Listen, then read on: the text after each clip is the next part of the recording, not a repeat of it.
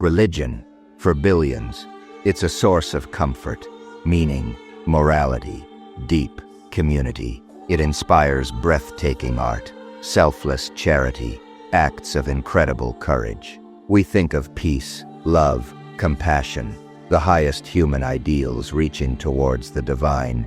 But history whispers a terrifying counter-narrative. It shows us moments when that same devotion, that same certainty of acting for God, became the justification for unimaginable horror.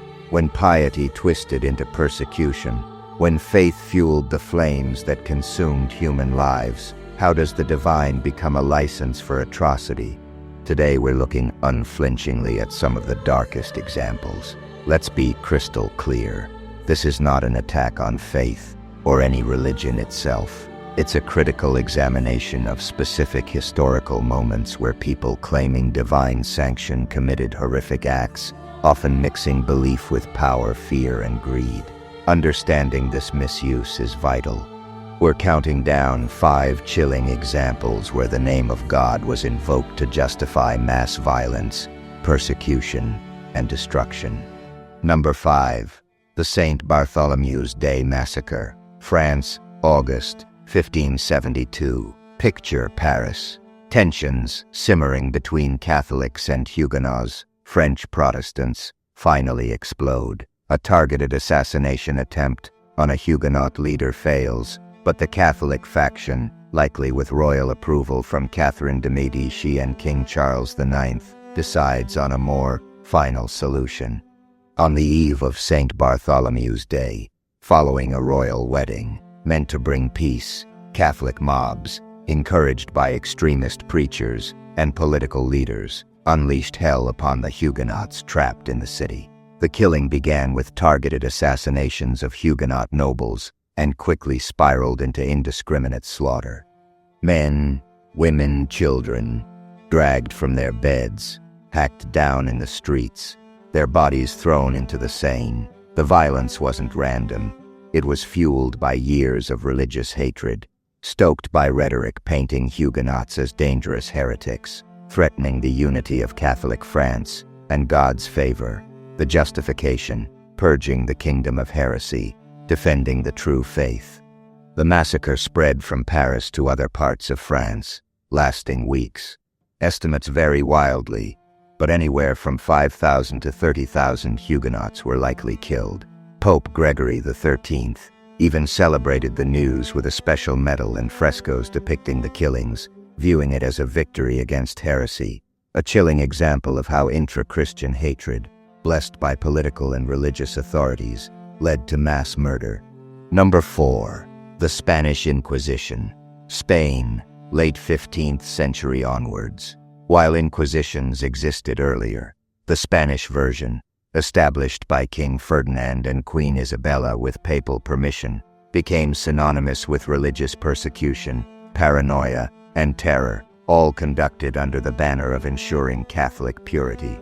Its main initial target, conversos Jews who had converted to Christianity, often under extreme pressure. The Inquisition aimed to root out those suspected of secretly practicing Judaism, crypto-Jews. Later, its focus expanded to include Moriscos, Muslim converts, and Protestants. The state and church fused their power to enforce absolute religious uniformity. The methods were terrifying.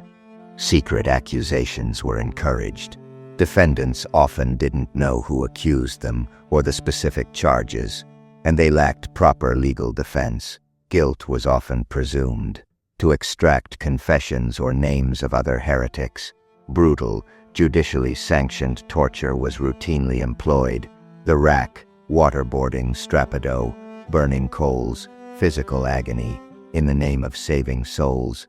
Those found guilty faced punishments ranging from fines and public humiliation to imprisonment, or for the unrepentant or relapsed, being relaxed to the secular authorities for execution, usually by burning at the stake in public ceremonies called autos de fe, acts of faith. These spectacles were meant to purify the land and terrify the populace into obedience.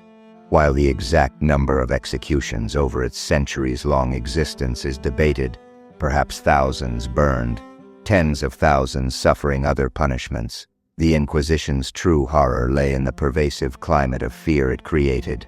Neighbors spied on neighbors, families were torn apart, and expressing any doubt or deviation became potentially lethal, all justified as necessary defense of the one true Catholic faith against hidden corruption.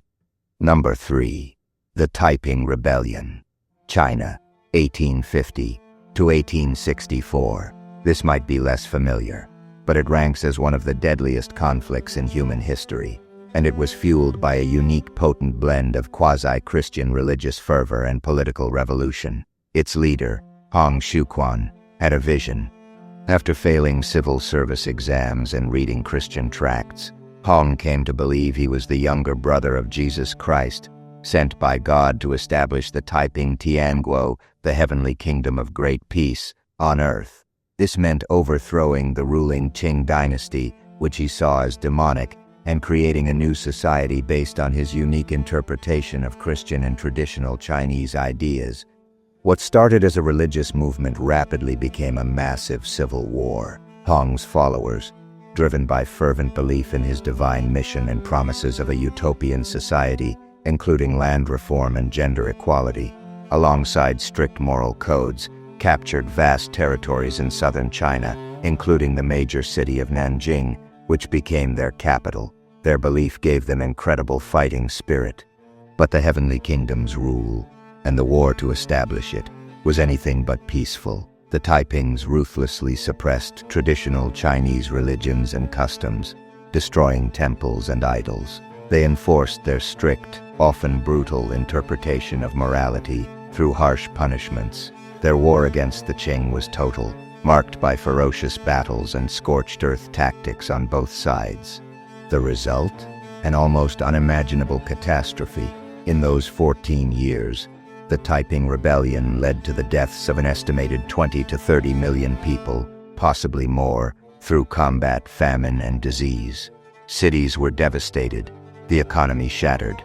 It was one of history's bloodiest conflicts, ignited by one man's conviction that God had chosen him to forcibly establish heaven on earth. Number 2. The Albagansian Crusade. France, 1209 to 1229. We return to the Crusades, but this time, the target wasn't Muslims in the Holy Land, but fellow Christians in southern France, the Cathars. This group held beliefs the Catholic Church deemed dangerously heretical, like a dualist view of God versus an evil creator. Pope Innocent III decided they needed to be eradicated. He called for a crusade, offering northern French lords the same spiritual rewards as fighting in the Holy Land, plus the tempting prospect of seizing the wealthy lands of the south.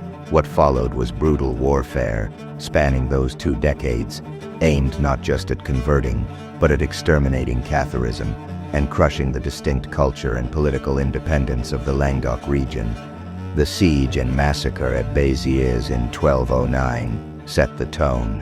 When asked how to distinguish Catholics from Cathars inside the captured city, the papal legate Arnaud de Mauric allegedly uttered the infamous command, "Quia dait ius, novit enim dominus, quia sunt ius," kill them all, for the Lord knows those who are his. While the exact quote is debated, the resulting massacre was not. Thousands were slaughtered indiscriminately. This crusade systematically destroyed Cathar communities, employed mass burnings of captured Cathars considered unrepentant heretics, and led to the establishment of the Papal Inquisition in the region to hunt down any remaining believers. It was a terrifyingly successful campaign of religious purification achieved through military conquest and state-sponsored terror, all sanctioned in God's name. Number 1. The Conquest of the Americas, 1492 onwards.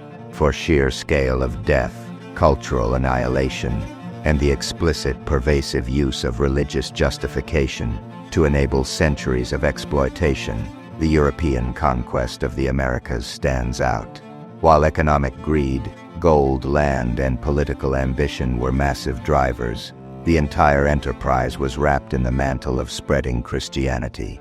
From Columbus onwards, explorers and conquistadors viewed the indigenous populations through a lens of religious superiority. Their complex societies and spiritual traditions were dismissed as pagan savagery or devil worship. Papal bulls, like Inter Cata 1493, granted Spain and Portugal dominion over newly discovered lands specifically for the purpose of bringing the inhabitants into the Christian faith. This provided theological cover for brutal conquest. The Requerimiento, as mentioned before, demanded immediate submission to Spain and the Pope. Resistance meant a just war in God's eyes, justifying slaughter and enslavement. Armed conquistadors, vastly outnumbered but possessing steel weapons, horses, and devastating diseases, toppled empires like the Aztec and Inca. Millions upon millions died. Estimates range from 50% to over 90% of the pre-Columbian population in many areas, primarily through disease, but also through direct violence, forced labor like in silver mines under horrific conditions, and the shattering of their societies. Entire civilizations vanished. Their temples were destroyed, their sacred texts burned, their spiritual leaders killed, a systematic epistemicide, the destruction of knowledge systems alongside the physical genocide. While some brave priests, like Bartolomé de las Casas, passionately denounced the atrocities and argued for the humanity of indigenous peoples, the dominant narrative, sanctioned by both crown and church authorities for centuries, was one of righteous conquest, bringing salvation to heathens, even if it meant destroying them in the process. The scale and duration of this religiously justified devastation are staggering. Why does this happen? Across these horrific events, the massacre in Paris, the terror of the Inquisition, the apocalyptic war in China, the crusade against neighbors, the conquest of continents, common threads emerge. Belief in exclusive truth. Only we know God's will. Dehumanization of the other. The intoxicating fusion of religious certainty with political power, and the exploitation of fear and prejudice. When people become utterly convinced that they are acting as instruments of divine will, it can provide a terrifyingly powerful justification to override basic human empathy, compassion, and morality. Any atrocity can potentially be rationalized if it's perceived as serving God's ultimate plan or defending the true faith against demonic forces. Again, this is not inherent to faith itself. The same scriptures used to justify violence often contain powerful messages of peace, love, and justice. The horror lies in the human capacity for interpretation and manipulation. How easily deeply held beliefs can be twisted by those seeking power, control, or an outlet for hatred, using God's name as the ultimate shield. What historical event committed in God's name stands out most to you? How do we safeguard against such misuse of faith today? Share your thoughts below. And if you value these tough historical explorations, please subscribe.